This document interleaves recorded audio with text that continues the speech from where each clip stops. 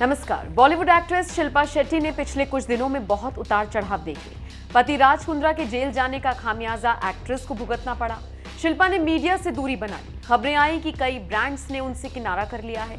काफी वक्त तक शिल्पा अपने डांस शो से भी दूर रही, लेकिन अब जब राज जमानत पर बाहर आ चुके हैं तो शिल्पा मजबूत नजर आ रही है। सोशल मीडिया पर पोस्ट करना हो या फिर सोशल इवेंट्स में मौजूदगी दर्ज कराना, शिल्पा बेबाकी से आगे बढ़ रही हैं। इन सब के बीच शिल्पा उन सबको भी मुंहतोड़ जवाब दे रही हैं जिन्होंने अपने फायदे के लिए एक्ट्रेस के बुरे वक्त का फायदा उठाया। इस लिस्ट में सबसे पहला नाम आता है शर्लिन चोपड़ा का। आपको याद होगा, राज कुंद्रा पोर्नोग्राफी केस में शर्लिन ने बेबाकी से अपनी राय रखी थी। हाल फिलहाल भी मीडिया के सामने आकर शर्लिन ने राज और शिल्पा दोनों पर आरोप लगाए थे। शर्लिन ने राज और शिल्पा पर सेक्सुअल हैरासमेंट के आरोप लगाते हुए शिकायत भी दर्ज कराई थी। शर्लिन ने अपने बयान में क्या कुछ कहा था वो आपको आगे सुनाएंगे, लेकिन शिल्पा ने शर्लिन को सबक सिखाने का मन बना लिया है। शिल्पा ने शर्लिन पर 50 करोड़ का मानहानि का मुकदमा दर्ज करा दिया है। इतना ही नहीं, शिल्पा ने शर्लिन द्वारा लगाए गए तमाम आरोपों को बेबुनियाद और मनगढ़ंत बताया है। राज और शिल्पा के वकील ने बाकायदा स्टेटमेंट जारी करते हुए कहा था, शर्लिन चोपड़ा द्वारा शिल्पा और राज पर जितने भी आरोप लगाए गए हैं वो झूठे, फर्जी और आधारहीन हैं। इसका कोई प्रमाण नहीं। अब शर्लिन पर शिल्पा की तरफ से 50 करोड़ का मानहानि का मुकदमा ठोक दिया गया है। निश्चित तौर पर शर्लिन की मुश्किलें आने वाले वक्त में बढ़नी तय हैं। खैर, शिल्पा ने किस तरह से शर्लिन को सबक सिखाया है ये तो आपने देख लिया। शर्लिन ने शिल्पा और राज पर क्या गंभीर आरोप लगाए थे, चलिए जाते जाते वो भी आपको सुना देते हैं। मैं आपको बता दूं कि इससे पहले मैं जुहू पुलिस स्टेशन पर आई थी अप्रैल 14, 2021 के दिन राज कुंद्रा के खिलाफ यौन शोषण की शिकायत दर्ज करने। 19 अप्रैल 2021 के दिन राज कुंद्रा मेरे घर पर आए। उन्होंने मुझको अंडरवर्ल्ड की धमकी दी और कई सारी धमकियां दी। मुझको डराया, धमकाया, दबाव बनाया यौन शोषण की शिकायत को वापस लेने के लिए। मैं एक सिंगल वुमन हूँ, अकेली रहती हूँ। मैं डर गई। आज हिम्मत जुटाकर वापस आई हूँ मैं। आपको बता दूं कि 20 अप्रैल 2021 के दिन यहाँ पर आई जुहू पुलिस स्टेशन पर और मैंने अपनी शिकायत वापस ली और ये भी कहा जुहू पुलिस के सीनियर इंस्पेक्टर से कि सर मुझे डर लगता है। डर इस बात का लगता है कि कहीं मुझे कुछ हो ना जाए, क्योंकि मुझे धमकी दी गई है, अंडरवर्ल्ड की धमकी दी गई है। कहा गया है कि एक फ़ोन कॉल से मेरी ज़िंदगी और मेरा करियर दोनों को बर्बाद किया जा सकता है। मैं डरी हुई हूँ। मैं ये शिकायत वापस लेती हूँ। ये कहकर मैंने शिकायत वापस ली। आज मैं यहाँ पर आई हूँ दुर्गा माँ का आशीर्वाद लेकर, हिम्मत जुटाकर, निडर होकर एक नई कंप्लेंट लेकर। इसमें वो तमाम पुरानी बातें भी हैं और कुछ नई बातें भी हैं। हम बात करते हैं 22 मार्च 2019 की। ये वो दिन है जब मैं पहली बार राज कुंद्रा से मिली थी होटल JW मैरियट में अपने मैनेजर DK श्रॉफ के साथ। उन्होंने दी शर्लिन चोपड़ा ऐप की चर्चा की।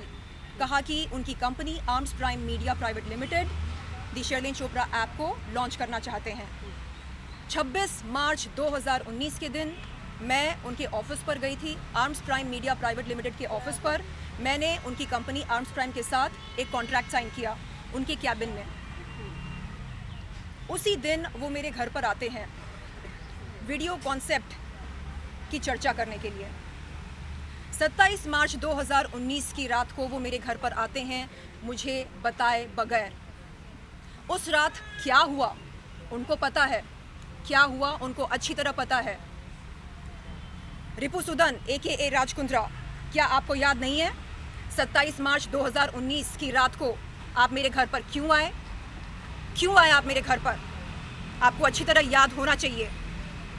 आपने क्या किया मेरे साथ, आपको अच्छी तरह याद होना चाहिए। आपने मेरे साथ यौन शोषण किया, आपको अच्छी तरह याद होना चाहिए। आप नहीं कह सकते कि आपकी याददाश्त कमज़ोर है।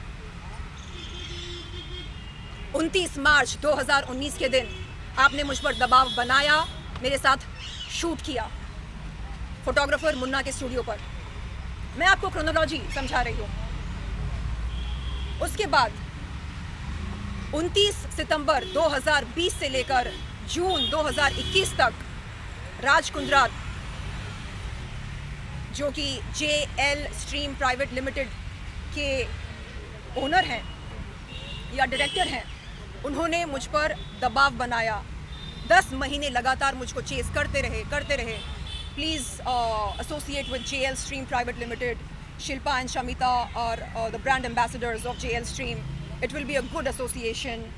एंड शिल्पा ने भी कहा कि हाँ हम जुड़े हैं, it's a very safe proposition, आप जुड़ कर देखिए। ये आर्म्स क्राइम जैसा नहीं है, ये साफ़ सुथरा है, ये अच्छा है, ये वैसा है। कैसा है? यहाँ पर आप फिटनेस वीडियोस अपलोड कर सकते हैं, ये कर सकते हैं, वो कर सकते हैं। फाइनली 24 जून 2021 के दिन मैं जाती हूँ राज कुंद्रा के JL स्ट्रीम प्राइवेट लिमिटेड के ऑफिस पर, जो कि है अंधेरी वेस्ट में। वहाँ पर हमारी बातचीत होती है। वो कहते हैं कि चलिए ठीक है, हम शुरुआत करते हैं 3 कॉन्सेप्ट वीडियो से। और हमारे बीच ये बात हुई थी कि हर वीडियो का मुझको 16 लाख रुपए दिया जाएगा। मैंने 3 वीडियोस शूट किए, टोटल बनता है 48 लाख, जिसमें से मुझको आज तक एक पैसा नहीं मिला।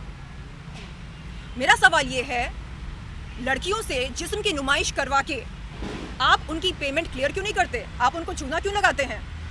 आप उनको टोपी क्यों पहनाते हैं? क्या ये होता है एथिकल बिजनेस? आपको बिजनेसमैन बनना है, जाइए सीखिए टाटा कैसे बिजनेस करते हैं, एथिक्स के साथ करते हैं, जो वादे करते हैं उन्हें निभाते हैं। आप क्या करते हैं?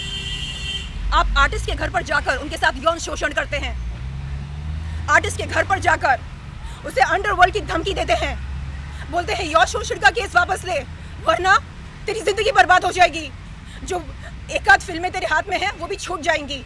इस तरह आप बात करते हैं। मैं आज नहीं डरूंगी, दुर्गा माँ का आशीर्वाद लेकर आई हूँ। मैं नहीं डरूंगी, ना आपसे ना आपके पावर से। क्या क्या कहा था आपने? आपको याद है? आपने बोला कि आपके सर पर किसी बिग बॉस का हाथ है और जब तक उस बिग बॉस का हाथ रहेगा आपका कोई बाल भी बांका नहीं कर सकता। ऐसी बातें आपने कही मुझसे। क्या उन्होंने वो बिग बॉस का नाम बताया? नहीं बताया। और उन्होंने अपने सेल फोन पर मुझे रंजीत बिंद्रा का नंबर दिखाया और कहा कि ये डी कंपनी का आदमी है, कुछ भी हो सकता है आपके साथ। आज मैं नहीं डरूंगी, मैं नहीं डरूंगी। क्या आपने पुलिस से अपनी सिक्योरिटी के लिए भी मांग की है? मैंने कहा पुलिस से कि मैं ऐसे डर के नहीं जी सकती, मैं डर के नहीं जी सकती। तो आपने अभी शिकायत क्या की? मतलब उन्होंने पेमेंट नहीं दी है और आपने बात यहाँ पर सिर्फ पेमेंट की नहीं है, बात सिर्फ पेमेंट की नहीं है।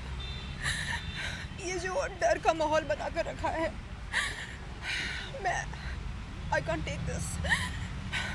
आपने कहा कि आपने शिल्पा शेट्टी के खिलाफ भी शिकायत की है। अब की बार जो आपने शिकायत आ चुकी है उसमें शिल्पा शेट्टी का क्या रोल था?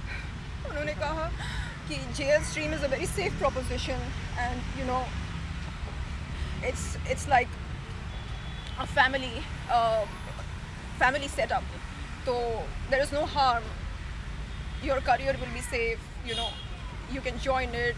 शिल्पा और शमिता ब्रांड एम्बेसडर्स हैं, तो यानी it's safe, ऐसा कहा। और दबाव में आकर मैंने किया उनके लिए 3 वीडियोस शूट किए, लेकिन नहीं मालूम था कि एक पैसा भी नहीं मिलेगा। बात यहाँ पर सिर्फ ये नहीं है कि मुझे मेरे पैसे नहीं मिले हैं, बात ये है कि कब तक ऐसा चलता रहेगा? कब तक आप लोग लड़कियों से जिस्म की नुमाइश करवा कर उन्हें ऐसे चूना लगाते रहेंगे? This has to stop somewhere. आपको क्या लगता है आप अंडरवर्ल्ड की धमकी देंगे? हम एक बार डरेंगे, 2 बार डरेंगे, बार बार नहीं डरेंगे। शर्म आनी चाहिए आपको, शर्म आनी चाहिए। खुद को बिजनेसमैन बोलते हैं, Is this business? Is this ethical business? This is not the way to conduct business. And very conveniently, you seem to forget the facts that had taken place on 27th March 2019. Shilpa से बात करवाई थी 19 अप्रैल 2021 के दिन। शिल्पा कहती है, hey Sherlyn, my husband is not a Shakti Kapoor. और मन ही मन मैंने बोला, you are right, he is the बाप ऑफ द फिल्मी शक्ति कपूर।